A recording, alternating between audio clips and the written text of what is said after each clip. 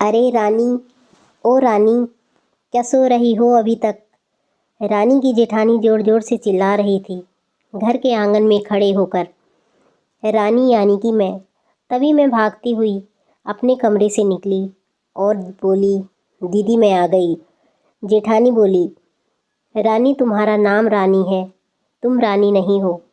मैंने तुम्हें रात में ही समझाया था कि सुबह को जल्दी उठना है, कल तुम्हारी मुंह दिखाई की रस्म है। मैंने बोला, दीदी रात को नींद ही नहीं आई, जगह नहीं है और मन में थोड़ा डर भी था कि सुबह आंख नहीं खुली तो।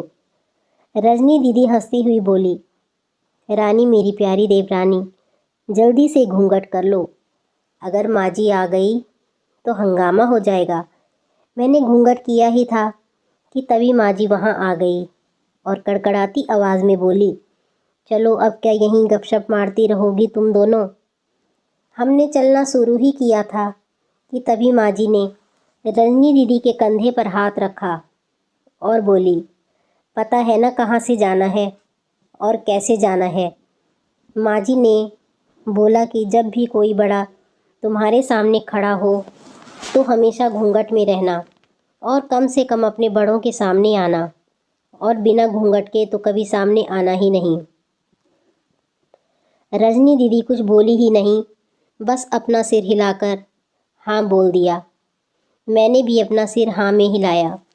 माँ जी के जाने के बाद मैंने रजनी दीदी से पूछा कि आप तो स्कॉलर हो, तो आप इन सब चीज़ों को कैसे निभाते हो?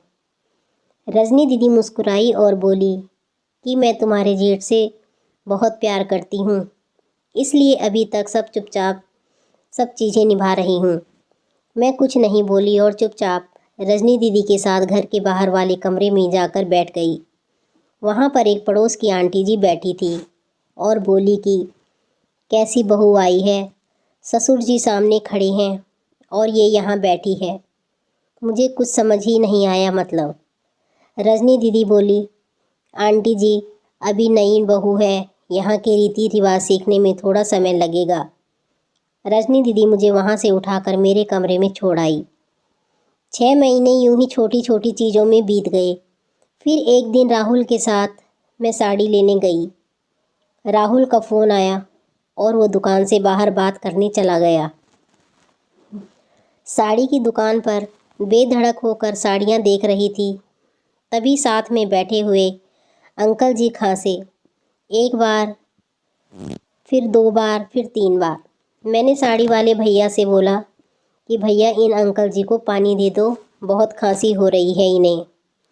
अंकल जी भड़क उठे और बोले, क्या बदतमीज़ लड़की है ये, कुछ शर्म लिहाज है या नहीं इसे?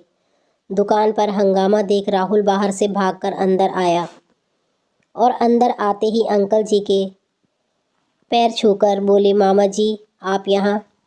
मैं घबरा कर दुकान के बाहर निकल आई। एक लंबा घूंघट कर मैं गाड़ी में बैठ गई। राहुल बाहर आया और गाड़ी में बैठकर गाड़ी बहुत तेज़ चलाने लगा। मैंने धीमी आवाज़ में बोला, गाड़ी बहुत तेज़ चला रहे हो, कहीं एक्सीडेंट ना हो जाए। हम घर पहुँचे ही थे कि तभी माँ जी ज़ोर ज़ोर से चिल्लाते हुए बाहर आई, देखो आ गई ये रानी साहिबा, ख़ानदान की इज्जत मिट्टी में मिलाकर।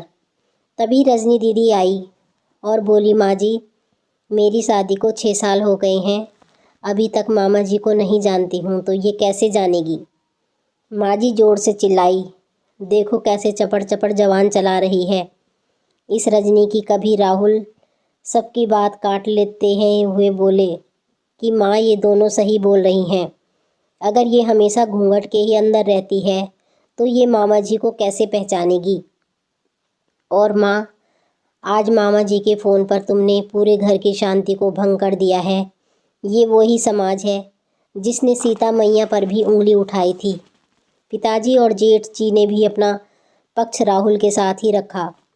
माँ जी थोड़ी देर सोचने के बाद वापस रजनी दीदी और मेरे पास आई और बोली कि तुम दोनों को अपनी मर्यादा का पता है। मुझे उम्मीद है कि तुम कभी भी मेरा सिर शर्म से नीचे नहीं झुकने दोगी। हम एक ही परिवार के सदस्य हैं हमें हमेशा साथ ही रहना है, अच्छा वक्त हो या बुरा वक्त। हर सदस्य को अपनी मर्यादा पता है। माँ जी ने मुझे और रजनी दीदी को गले लगा लिया।